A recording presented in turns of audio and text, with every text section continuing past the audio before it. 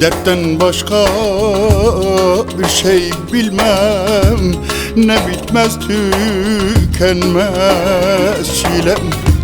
Dertten başka bir şey bilmem, ne bitmez tükenmez çilem. Kimi candan sevdim ise düzekti yarama benim. Kimi candan sevdim ise tüzekti yarama benim. Ağlamışa gülmüşüm, ha yaşamışa ölmüşüm.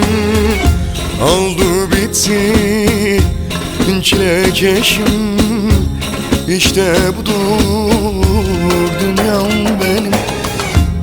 Ben doğarken çilekeşim, İşte budur dünyam benim.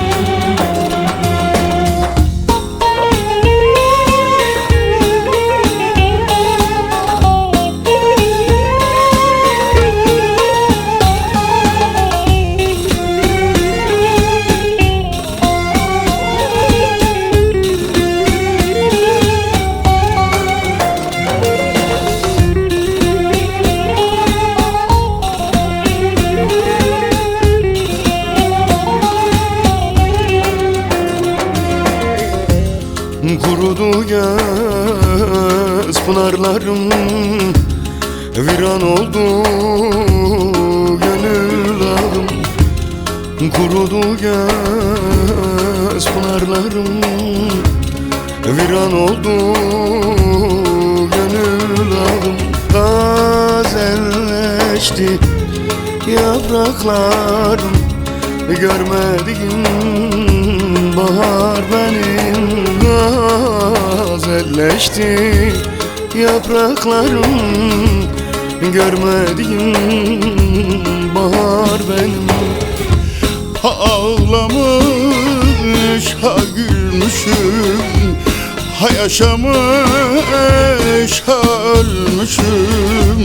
Oldu bitti çilekeşim, İşte budur dünyam benim. Oldu bitti çilekeşim, İşte budur dünyam benim. Ağlamış ha gülmüşüm, ha yaşamış ha ölmüşüm. Oldu bitti çilekeşim, İşte budur dünyam benim. Oldu bitti çilekeşim, İşte budur.